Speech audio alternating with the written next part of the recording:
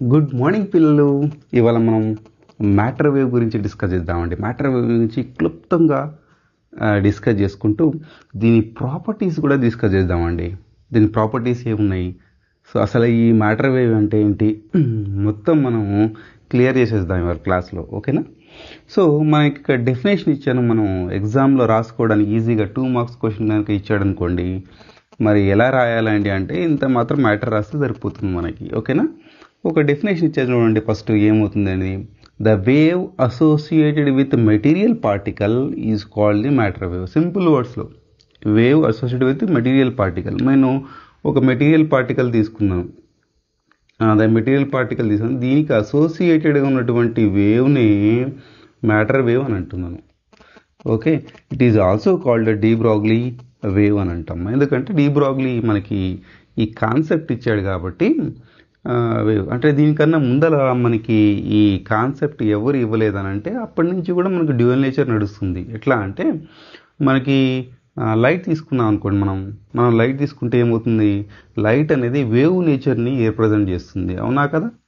Wave నేచర్ని, like interference, diffraction, ఇలాంటి concept అన్ని మనం వేవ్ నేచర్ని కాన్సెప్ట్ చేస్తుంది. దాని తర్వాత మనకి ఫోటో ఎలక్ట్రిక్ ఎఫెక్ట్, మనకి బ్లాక్ బాడీ రేడియేషన్ గురించి డిస్కస్ చేస్తుంటే ఈ లైట్ ఒక ఫోటాన్ లాగా ఉండి పార్టికల్ నేచర్ని చేస్తుంది. అంటే రెండు బకెట్లలో ఒక లైట్ వేసాము, ఒక దాంట్లో లైట్ ఉందనుకోండి, ఒక దాంట్లో పార్టికల్ ఉంది. అంటే రెండు వేరుగా మనం కన్సిడర్ చేసుకొని నడుస్తున్నాం మనం.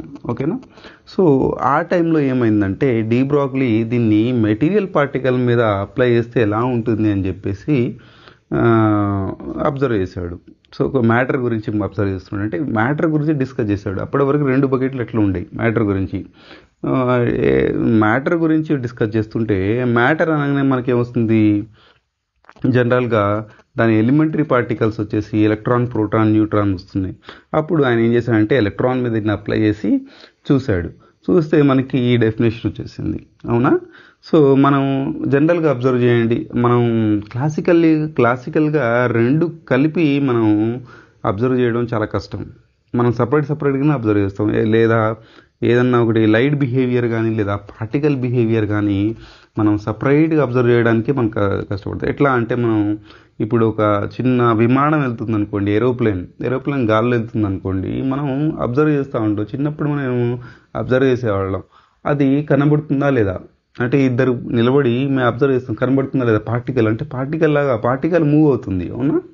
ఆ పార్టికల్ మూవ్ అవుతుంది, పార్టికల్ అట్లనే కనబడుతూ ఉంటుంది. ఇంకా దూరం వెళ్తుంది.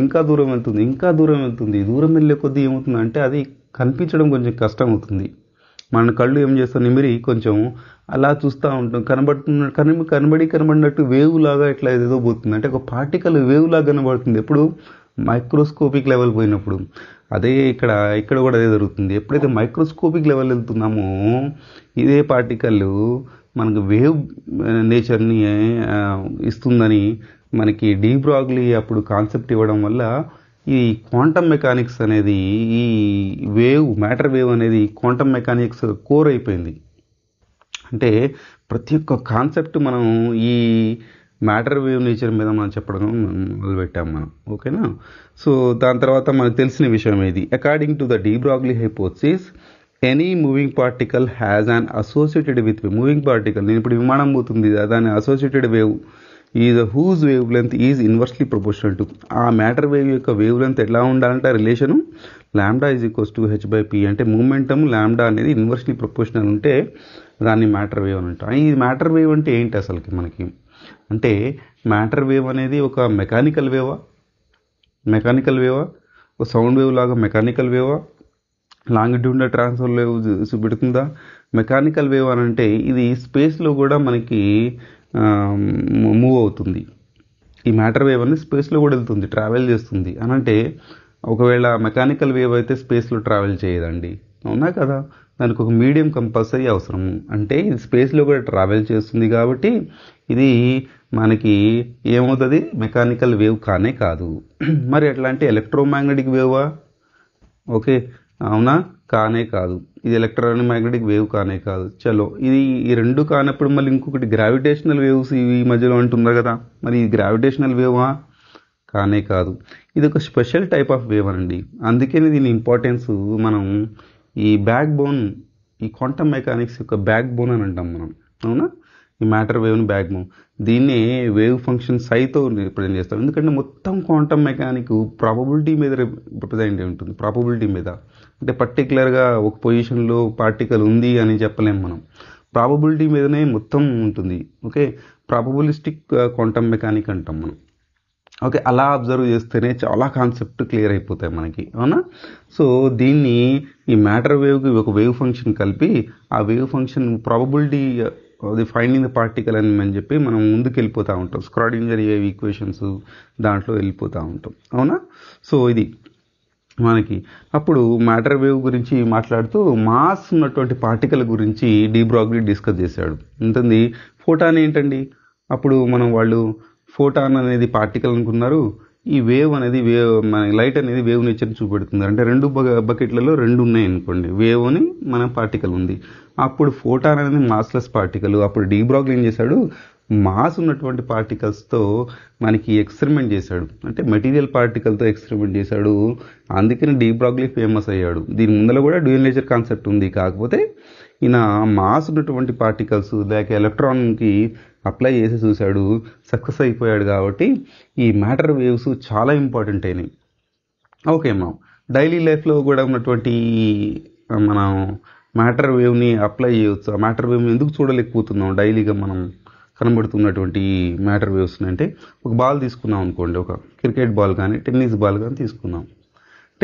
టెన్నిస్ బాల్ తీసుకొని మనం ఆ టెన్నిస్ బాల్కి మ్యాటర్ వేవ్ చూడగలుగుతామా? నాకు కూడా క్వశ్చన్ డౌట్ ఉండేది. అంటే అన్ని పార్టికల్స్కి మ్యాటర్ వేవ్ చూడగలుగుతామా మనం? ఓకే, అంటే మ్యాటర్ వేవ్ మ్యాక్రో పార్టికల్స్కు చూడలేము.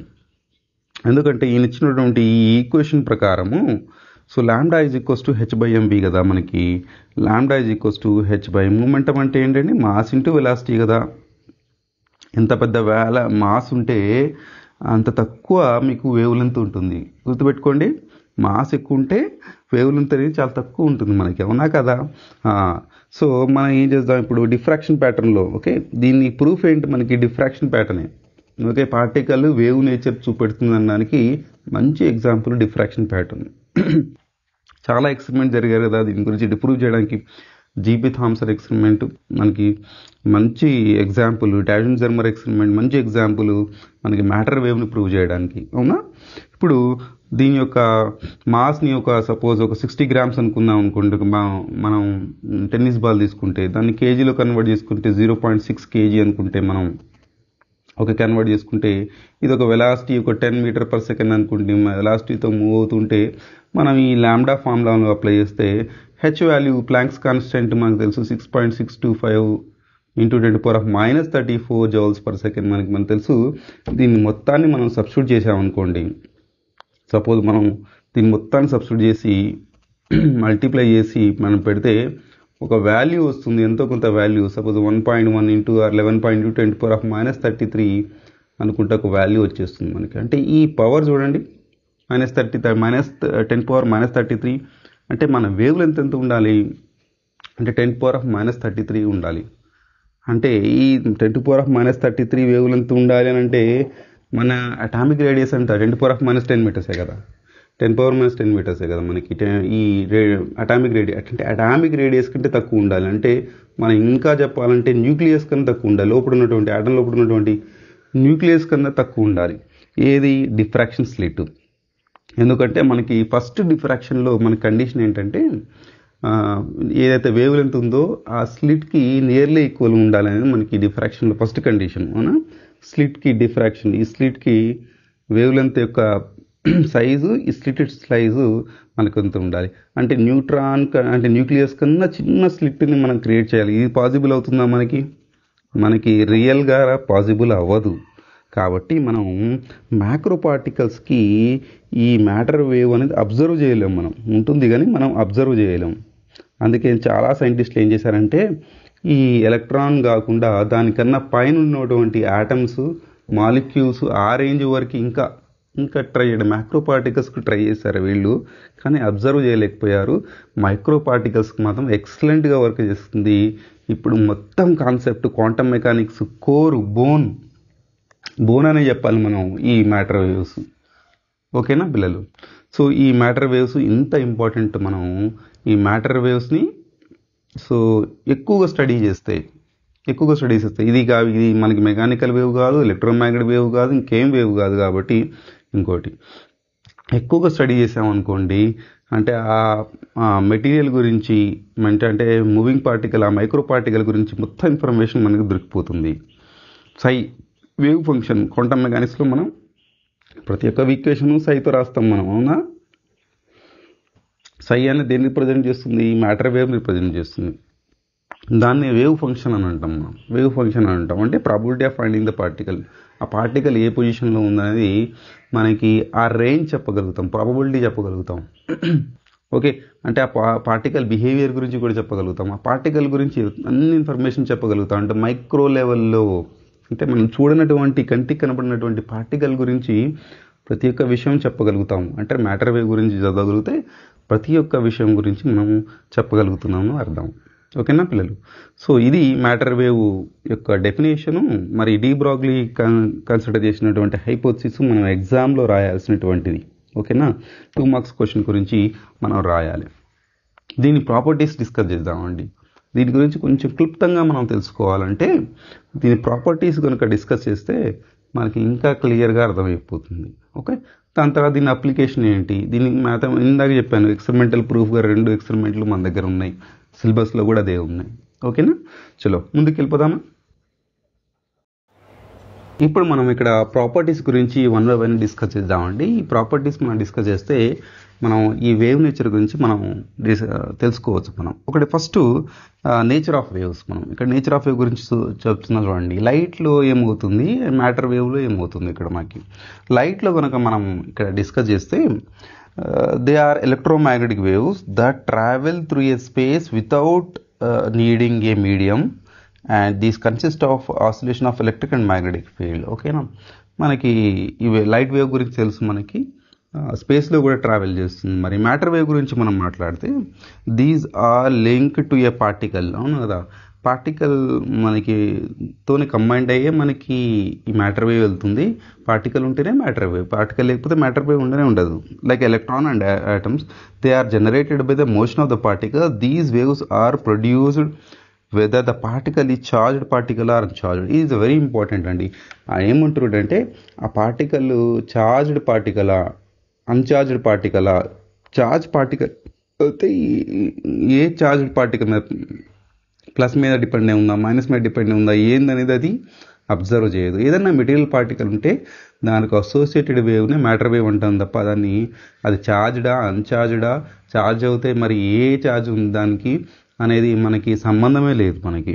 అందుకనే ఆయన ఏమంటున్నాడు కదా, నాకు సంబంధం లేదు కాబట్టి జనరల్గా మనకి చార్జ్డ్ పార్టికల్ కాబట్టి ఎలక్ట్రిక్ ఫీల్డ్ మ్యాగ్నెటిక్ ఫీల్డ్ ఉంటుంది. అన్చార్జ్డ్ పార్టికల్ అంటే మనం ఛార్జ్తో సంబంధమే లేదంటున్నాం కాబట్టి ఇది ఎలక్ట్రోమాగ్నెటిక్ ఫీల్డ్ కానే కాదు. అంటే మ్యాటర్ వేవ్స్ అనేది ఎలక్ట్రోమాగ్నెటిక్ వేవ్స్ కావు అని మనకి ఇక్కడ క్లియర్గా మనకి అర్థమైపోతుంది ఈ ప్రాపర్టీ నుంచి, నేచర్ ఆఫ్ ది వేవ్ నుంచి. ఓకేనా? సెకండ్ ప్రాపర్టీకి వెళ్ళిపోదాం చూడండి. మనం the speed of propagation. Second ప్రాపర్టీలో మనం అబ్జర్వ్ చేస్తే స్పీడ్ ఆఫ్ లైట్లో గురించి మనం అబ్జర్వ్ చేస్తే in vacuum light wave travels with constant speed. మనకు తెలిసిన విషయం ఇది. ఓకేనా?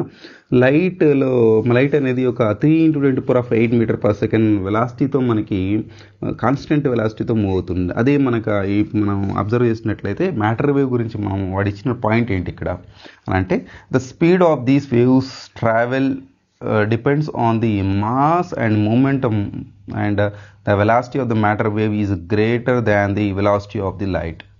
ఇది డి బ్రాగ్లీ ఇచ్చాడు మనకి. డి బ్రాగ్లీ కొంచెం ప్రూవ్ చేసి చూపించాడు. ఎందుకంటే మనకి డి బ్రాగ్లీలో మనం అబ్జర్వ్ చేస్తే కనుక డి బ్రాగ్లీ లాంబ్డా =h/p అన్నాం కదా, అవునా కదా? So lambda in terms of velocity రాసుకుంటే ఇప్పుడు ఇది మాస్ మీద డిపెండ్ అయిపోయి మూమెంటం మీద డిపెండ్ అయి ఉంటుందని మనం క్లియర్గా అబ్జర్వ్ చేయొచ్చు మనం, అవునా? వెలాసిటీ అనేది మాస్ అండ్ మూమెంటం మీద అబ్జర్వ్ అయి ఉంటుందని. ఓకే, ఆయన ఇచ్చినటువంటి రిలేషను మనం ప్లాంక్స్ కాన్స్టెంట్, ఐన్స్టీన్ ఈక్వేషన్, ఈ రెండు తీసుకొని మనం అబ్జర్వ్ చేసినటువంటి ఈక్వేషన్ మనకు కనుక అబ్జర్వ్ చేస్తే W = c²/v, ఈ ఈక్వేషన్ ప్రకారం మనం ఆయన ఏం ప్రూవ్ చేశాడంటే లైట్ వెలాసిటీ కన్నా ఎక్కువ వెలాసిటీతో ఈ మ్యాటర్ వేవ్ మూవ్ అవుతుందనంట. ఓకే, సో ఇంకొక వేవ్ ఏది కూడా మనకి లైట్ వెలాసిటీని క్రాస్ చేసి లేనే లేదు. వెలాసిటీ ఒక్క మ్యాటర్ వేవ్స్ మాత్రమే లైట్ వెలాసిటీ. ఈ జనరల్ నాలెడ్జ్లో కూడా ఒకసారి అడిగారండి మమ్మల్ని, ఇది ఏ వేవ్స్ లైట్ వెలాసిటీ కన్నా ఎక్కువ వెలాసిటీతో ట్రావెల్ చేసి వెళ్తుందనంటే మ్యాటర్ వేవ్స్ మాత్రమే మనకి ఈ ఎక్కువ వెలాసిటీతో మూవ్ అవుతూ ఉంటాయి. సో కాబట్టి ఈ డి బ్రాగ్లీ మనకి ఈ మ్యాథమెటికల్గా ప్రూవ్ చేసి చూపించాడు మనకి. ఓకే, జనరల్గా మనకు ఒక కాన్సెప్ట్ మనం అబ్జర్వ్ చేస్తే ఇక్కడ ఏమవుతుందనంటే గ్రూప్ వెలాసిటీ గురించి డిస్కస్ చేస్తాం. ఎందుకంటే వెలాసిటీ గురించి చెప్తున్నాం కాబట్టి గ్రూప్ వెలాసిటీ గురించి ఎందుకు వచ్చింది అని ఒక అబ్జర్వ్ చేస్తాం, ఒక వర్డ్ అబ్జర్వ్ చేస్తాం మనం. ఇక్కడ ఏమంటే వేవ్ వెలాసిటీ, ఇక్కడ ఈ వేవ్ వెలాసిటీ, వేవ్ యొక్క వెలాసిటీ అంటే మ్యాటర్ వేవ్ యొక్క వెలాసిటీ మనం అబ్జర్వ్ చేస్తే velocity is equals to 1/2 part యొక్క మన దేనికి యొక్క పార్టికల్ వెలాసిటీకి ఇట్లుంటుంది. అంటే పార్టికల్ వెలాసిటీ, వేవ్ వెలాసిటీ అంటే జనరల్గా మనం డెఫినేషన్ చెప్తున్నప్పుడు ఏం చెప్తాము, వేవ్ అసోసియేటెడ్ విత్ పార్టికల్ అంటాం. పార్టికల్ ఎంతైతే వెలాసిటీ ఉంటుందో వేవ్ కూడా అంతే ఉండాలి కదా. పార్టికల్ ఎంతైతే ఉంటుందో దానికి అసోసియేటెడ్ వేవ్ కూడా అంతే సేమ్ వెలాసిటీ ఉంటుంది. కానీ అట్లా జరగట్లేదు.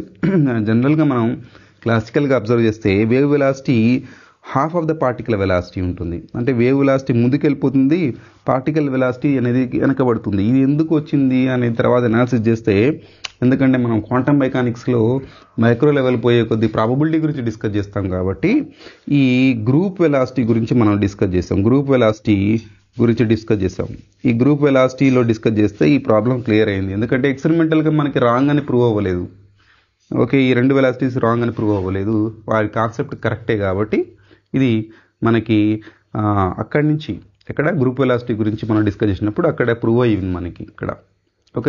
ఓకే, సో ఇది మనకి the speed of the propagation. మనం ఎప్పుడైతే థర్డ్ ప్రాపర్టీ గురించి వెళ్తున్నామో, థర్డ్ ప్రాపర్టీ అనేది మనకి energy and momentum of the light wave గురించి మాట్లాడదాం. లైట్ వేవ్ గురించి మాట్లాడితే E = hν అని తెలుసు మనకి. Energy and moment of the light is directly ఎలా రిలేషన్ ఉంటుంది అనేది. Okay, so linked with their frequency and wavelength. Okay, న్యూని మనం వేవ్ లెంత్ టర్మ్స్లో కూడా రాసుకోవచ్చు మనం, ఎనర్జీ ఎలా రిలేషన్ అది. అదే మ్యాటర్ వేవ్ గురించి డిస్కస్ చేస్తే వేవ్ లెంత్ అనేది inversely proportional to the momentum మనకు తెలుసు. ఓకే, ఇక్కడ ఎంత లైటర్ ఈజ్ ద పార్టికల్ ఉంటే, ఎంత తక్కువ lighter particle greater is the wave length. అంతే కదా, మనకి λ = h/p అనంటే h/mv అనుకుంటే ఎంత తక్కువ మాస్ ఉంటే అంత ఎక్కువ వేవ్ లెంత్ మనకి కనబడుతుంది. ఎక్కువ మాస్ ఉంటే తక్కువ వేవ్ లెంత్. ఈ స్టేట్మెంట్ చాలా మంచిగా అనిపిస్తుంటుంది మనకి. ఏ స్టేట్మెంట్ అంటే lighter is the particle, greater is the wave length associated wave with. Okay, so ఇది ఒక ప్రాపర్టీ అండి. ఫోర్త్ ప్రాపర్టీలోకి వెళ్దాం. ఫోర్త్ ప్రాపర్టీ వచ్చేసి మనకి క్వాంటైజేషన్ అండి. చదువుతున్నారు చూడండి. Matter waves are the quantized, meaning that certain properties such as energy and momentum take a discrete values. మనం ఎక్కడ డిస్కస్ చేసుకున్నాం, మనం అబ్జర్వ్ చేసినట్లయితే పార్టికల్ ఇన్ 1 డైమెన్షనల్ ప్రొడక్ట్స్లో మనం అబ్జర్వ్ చేస్తే మనకు చూడండి ఎనర్జీస్ అనేది డిస్క్రీట్. అంటే n = 1 వచ్చినప్పుడు మన ఎనర్జీ అనేది E1 అని వచ్చేస్తుంది మనకి. అవునా, n = 2 వచ్చినప్పుడు ఎంత వస్తుంది, 2E1 వస్తుంది. అంటే మధ్యలో 1E1 రాలేదు మనకి. అంటే సో 1.5 రాలేదు. అంటే డిస్క్రీట్ మనకి. అంటే ఒక ఆర్బిట్ నుంచి ఇంకొక ఆర్బిట్, డిస్క్రీట్ ఆర్బిట్స్ మాత్రమే ఉన్నాయి మనకి. ఓకే, ఈ డిస్క్రీట్ వాల్యూస్ని మనం క్వాంటైజేషన్ అని అంటాం. 1.5 ఉండదు మనకి, 2.5 ఉండదు. ఓకే, నెక్స్ట్ 9E1 అని వచ్చేస్తుంది మనకి. మధ్యలో ఇవన్నీ ఉండవు మనకి, డిస్క్రీట్ మాత్రమే ఉంటాయి మనకి. అండ్ పాయింట్స్లలో కూడా ఉండదు. n = 3 ఉంటాయి మనకి. ఈక్వేషన్ తెలుసు, మనం డిరైవ్ చేసాము. ఈ మ్యాటర్ వేవ్ అనేది క్వాంటైజేషన్ ప్రాపర్టీని మనం చూపిస్తుంది కాబట్టి చాలా కాన్సెప్ట్స్ మనం క్లియర్గా అర్థం చేసుకోగలిగాం మనం. అవునా కదా. సో ఇది particle in 1 dimensional potential box. మీరు స్క్రాడింజర్ వేవ్ ఈక్వేషన్ గురించి డిస్కస్ చేస్తే ఈ క్వాంటైజేషన్ వర్డ్ చాలా బాగా అర్థమవుతుంది మనకి. నెక్స్ట్ ప్రాపర్టీకి వెళ్దాం. ఓకే, సో నెక్స్ట్ ప్రాపర్టీ వచ్చేసి ఇంటర్ఫియరెన్స్. చూడండి, just like A wave in a classical physics, matter waves can interfere with each other and leading to the constructive and destructive patterns. Like మనం ordinary wave ఎలా అయితే behave చేస్తుందో interference ప్యాటర్న్ని, same interference ప్యాటర్న్ని మనకి matter wave కూడా behave చేస్తాయని చెప్తున్నాడు మనకి. Okay, super position కూడా ఒక పొజిషన్. మనకి సూపర్ పొజిషన్లో కనుక మనం అబ్జర్వ్ చేస్తే సేమ్ మల్టిపుల్ స్టేట్స్ని ఎట్ ఏ టైంలో మనకి ఆక్యుపై చేస్తుంది. ఇది 6th ప్రాపర్టీకి వెళ్దామండి. Okay, probability nature. ఓకే, మనం తెలిసి మొత్తం క్వాంటమ్ మెకానిక్స్ ప్రాబబిలిటీ నేచర్ మీద ఉంది. సో చదువుదాం. ఒక వర్డ్ ఇక్కడ మనకి ఇచ్చాడు, ఏమని చూద్దాం. The wave function of the particle in quantum mechanics which describes the matter wave and does not specify the exact location and momentum of the particle, but rather than the probability of finding the particle in various states. This probabilistic nature and the central to the uncertainty principle of the quantum mechanics. Okay ఏమంటున్నాడంటే ఈ మనం యొక్క wave nature, probability నేచర్ని మనం observe చేస్తాం. ఎందుకంటే matter వేవ్ని నేను చెప్పాను, నేను వేవ్ ఫంక్షన్ సైతో ఇండికేట్ చేస్తాం. ఎలా ఇండికేట్ చేస్తామండి? వేవ్ ఫంక్షన్ సైతో ఇండికేట్ చేస్తాము. సై స్క్వేర్ కనుక మనం అబ్జర్వ్ చేస్తే probability of finding the particle, ఒక పర్టికులర్ ఎగ్జాక్ట్ లొకేషన్ కాకుండా ఒక రీజియన్లో మనం ఆ ప్రాబబిలిటీ తీసుకొని మరి క్వాంటమ్ మెకానిక్స్లో అన్సర్టినిటీ ప్రిన్సిపల్ని మనం బాగా అర్థం చేసుకోవడానికి ఈ మ్యాటర్ వేవ్స్ అనేవి చాలా ఉపయోగపడ్డాయట.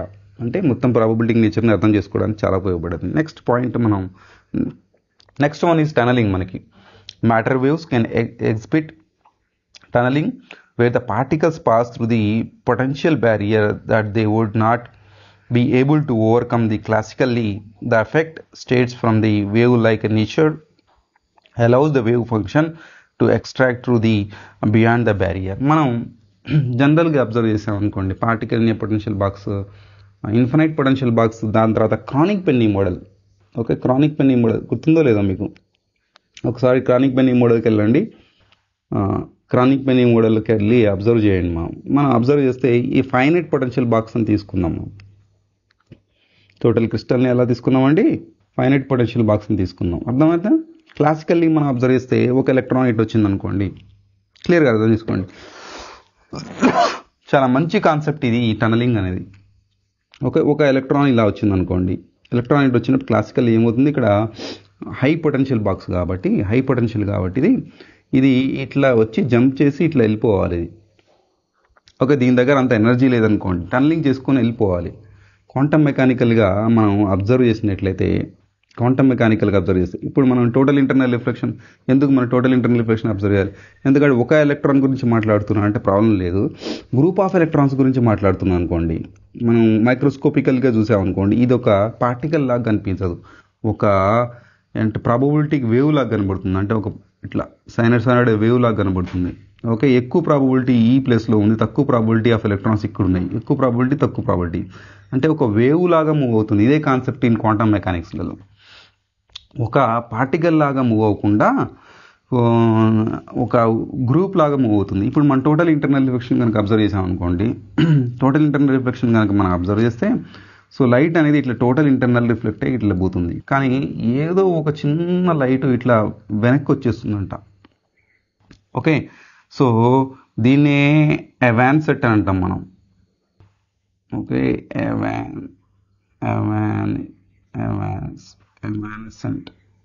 ఎవానసెంట్ వేవ్స్ అంటాం. ఎవానసెంట్ వేవ్స్, దీన్ని ఎవానసెంట్ అంటాం, ఎవానసెంట్ వేవ్ అంటాం మనం. దీన్ని ఎవానసెంట్ వేవ్ అంటాం. అంటే ఏదో ఒకటి చిన్నగా ఇక్కడ లీకేజ్ అవుతుంది మనకి ఇక్కడ. అంటే ఒక వేవ్ ఇట్లా ఎగ్జాక్ట్గా పర్టికులర్గా టోటల్ ఇంటర్నల్ రిఫ్లెక్షన్ అవ్వకుండా ఇక్కడ కొంచెం ఏదో వీక్ అవుతుంది మనకి.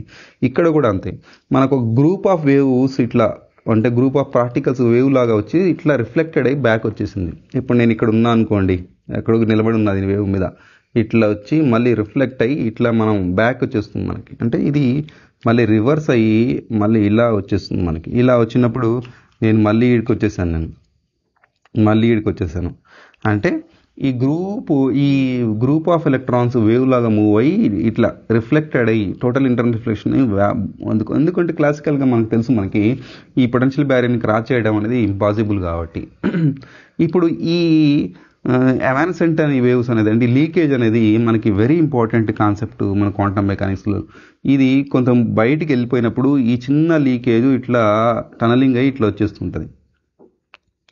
ఈ టనలింగ్ అయ్యి ఇట్లా అవ్వడం వల్ల మనకి చాలా కాన్సెప్ట్స్ ముందుకు వచ్చేసాయి మనకి. అంటే ఇదే వేవ్ ఇక్కడ కనబడుతుంది మనకి, ఇదే పార్టికల్ నేను ఇక్కడ కనబడతా, బట్ ఈ ప్రాపర్టీ వలన మనం ఇక్కడ కనబడతాం. అంటే దీన్నే ప్రాసెస్ అని టనలింగ్ ప్రాసెస్ అని అంటాం. ఈ టనలింగ్ ప్రాసెస్తో మనం క్రానిక్ పెన్నింగ్ మోడల్ చాలా మంచిగా ఎక్స్ప్లెయిన్ చేయగలిగాం అక్కడ మనం. అవునా, ఈ టనలింగ్ ప్రాసెసే చాలా ఇంపార్టెంట్ క్వాంటమ్ మెకానిక్స్లో. ఇది క్లాసికల్ మెకానిక్స్లలో మనం అబ్జర్వ్ చేయలేము. క్వాంటమ్ మెకానికల్లో కనుక మనం అబ్జర్వ్ చేస్తే, మైక్రో లెవెల్లో కనుక అబ్జర్వ్ చేస్తే ఈ ఎవానెసెంట్ వేవ్స్ అనేది చాలా ఇంపార్టెంట్. టనలింగ్ ప్రాసెస్లో ఇలా వచ్చేసి కొంచెం లీక్ అయిపోతుంది. ఇది చాలు మనకి ఎలక్ట్రాన్స్ మన పార్టికల్ ఇటు నుంచి అటు అంటే ఇది మనం అర్థం చేసుకుందాం. టనలింగ్ అనేది ఏందనేది, టనలింగ్ అనేది ఈ ప్రాసెస్లో నడుస్తూ ఉంటుంది. ఓకే, దీంతో ఎలౌడ్ రీజన్స్ ఉంటాయి. బ్యాక్ వస్తే కనుక మనకి ఫర్బిడన్ రీజన్స్ మనకి క్రానిక్ పెన్నింగ్ మోడల్లో మనం చాలా బాగా అర్థం చేసుకున్నాం. ఎలౌడ్ రీజన్స్ దీని గురించి ఒక మంచి వీడియో చేస్తారు. చాలామంది అడుగుతున్నారు వేవ్ ప్యాటర్న్ ఎలా డ్రా చేస్తారు. నేను క్రానిక్ పెన్నింగ్ మోడల్ ఇచ్చాను, అది కూడా బాగానే ఉంది. కాకపోతే ఇంకా ఇన్డెప్త్గా అండి ఎలౌడ్ రీజన్స్ ఈ ముందుకు కనుక టనలింగ్ చేసుకొని వస్తే ఎలౌడ్ రీజన్స్ వస్తాయి.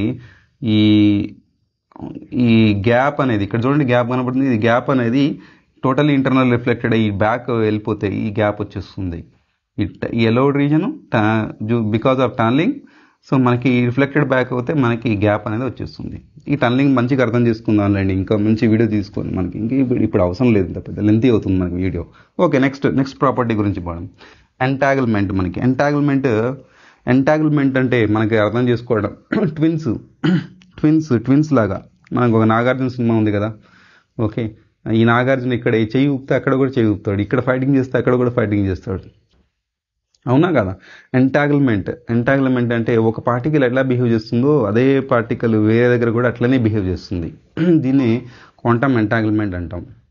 ఓకే, బెస్ట్ ఎగ్జాంపుల్ మనకి ఎట్లా అంటే అటామిక్ క్లాక్. దీని అప్లికేషన్ మ్యాటర్ వేవ్ అప్లికేషను మనకి వచ్చేసి అటామిక్ క్లాక్ అండి. అటామిక్ క్లాక్లో మనం ఒక్క సెకండ్ కూడా మిస్ అవ్వకుండా వరల్డ్లో ఒక చోట నుంచి ఇంకొక చోటకి మనం ఈ టైంని ట్రాన్స్ఫర్ చేయగలుగుతాం ఈ ఎంటాగిల్మెంట్ బట్టి. ఓకే, ఈ పార్టికల్ ఇక్కడ పెట్టి మన ల్యాబొరేటరీలో ఇంకో స్పేస్లో పెట్టినా కూడా ఇది స్పిన్ అప్ అయింది అనుకోండి. జనరల్గా ఎట్లా ఉంటాయంటే 2 ఎలక్ట్రాన్స్ తీసుకొని ఒకటి స్పిన్ అప్ ఉంటే ఒకటి స్పిన్ డౌన్ ఉంటుంది. ఈ 2 ఎంటాగిల్ అవుతాయి. ఏదో ఒక ఎనర్జీ, తెలియని ఒక ఎనర్జీతో ఎంటాగిల్ అవుతూ ఉంటాయి. ఇది మనం ల్యాబొరేటరీలో పెట్టి ఇది స్పేస్లో పెట్టాం అనుకోండి, అర్థం చేసుకోవచ్చు. ఇది స్పిన్ అప్ ఉందనుకోండి, ఇది డౌన్ ఉందని అర్థం. ఇది డౌన్ ఉందనుకోండి అంటే ఎక్కడ ఉన్న స్పేస్లో ఉన్నటువంటి ఈ ఎలక్ట్రాన్ యొక్క స్పిన్ అప్లో ఉన్నట్టు మనకి. ఇది అప్లో ఉంటే ఇది డౌన్లో, ఇది డౌన్లో ఉంటే ఇది అప్లో ఉన్నట్టు అర్థం అన్నట్టు. ఇది ఎంటాగిల్మెంట్ కాన్సెప్ట్. మొత్తం క్వాంటమ్ కంప్యూటర్స్ ఈ ఎంటాగిల్మెంట్ మీద మనం నడుస్తుందనండి. దీని గురించి ఇంకా డిస్కస్ చేయొచ్చు, చాలా డిస్కస్ చేయొచ్చు మనం. ఓకేనా, చలో లాస్ట్ ప్రాపర్టీ మనం ఇది ఎంటాగిల్మెంట్ గురించి డిస్కస్ చేసుకుందాం. మన ఎక్స్పెరిమెంటల్ ప్రూఫ్గా మనం తెలుసుకుంటే మనకి 2 ఉన్నాయి. మనకి చెప్పండి, డావిన్ జర్మర్, జీపీ థామ్సన్ అనేవి 2 మనకి ఎక్స్పెరిమెంటల్ ప్రూఫ్. అప్లికేషన్ గురించి మాట్లాడుకుందాం అండి. మ్యాటర్ వేవ్లో అప్లికేషన్స్ ఉన్నాయా అంటే ఉన్నాయి, తప్పకుండా ఉన్నాయి. ఒకటి ఏంటది, ఎలక్ట్రాన్ మైక్రోస్కోప్. ఓకే, మనకి రెజల్యూషన్ జనరల్లీ ఆప్టికల్ మైక్రోస్కోప్లో చాలా తక్కువ రెజల్యూషన్ వస్తుంది. అదే ఎలక్ట్రాన్స్ ఒక వేవ్ లాగా బిహేవ్ చేసుకొని పార్టికల్ లోపలికి వెళ్ళి స్కానింగ్ ఎలక్ట్రాన్ మైక్రోస్కోప్ సెమ్ అని అంటాం మనం. స్కానింగ్ ఎలక్ట్రాన్ మైక్రోస్కోప్ సెమ్ అని అంటాము. దీన్ని చాలా బాగా మనం చాలా మంచిగా ఇమేజ్ వస్తుంది. నేను చూపిస్తాను చూడండి, చాలా మంచి ఇమేజ్ వస్తుంది మనకి ఇక్కడ సెమ్ నుంచి. ఓకే, నెక్స్ట్ వన్ ఇది న్యూట్రాన్ స్కాటరింగ్. న్యూట్రాన్ స్కాటరింగ్లో కూడా కొన్ని మెటల్స్ యొక్క స్కాటర్ చేసుకుంటూ న్యూట్రాన్లో మెటల్స్ ఇమేజ్ చాలా మంచి ఇమేజ్ వస్తుంది. అటామిక్ క్లాక్ గురించి ఇప్పుడే చెప్పాను, అటామిక్ క్లాక్ గురించి ఎట్లా అప్లికేషన్ ఉన్నది. ఇవి కొన్ని ఎగ్జాంపుల్స్. మ్యాటర్ వేవ్ యొక్క చాలా అప్లికేషన్స్ ఉన్నాయి మనకి. ఈ మ్యాటర్ వేవ్ అప్లికేషన్స్ మొత్తం క్వాంటమ్ మెకానిక్స్ చెప్పాను కదా, మొత్తం క్వాంటమ్ మెకానిక్స్ యొక్క బ్యాక్ బోనే ఈ మ్యాటర్ వేవ్ మనకి. ఓకేనా పిల్లలు, నెక్స్ట్ క్లాస్లో ఇంకా మంచి కాన్సెప్ట్స్తో కలుద్దామండి. Thank you.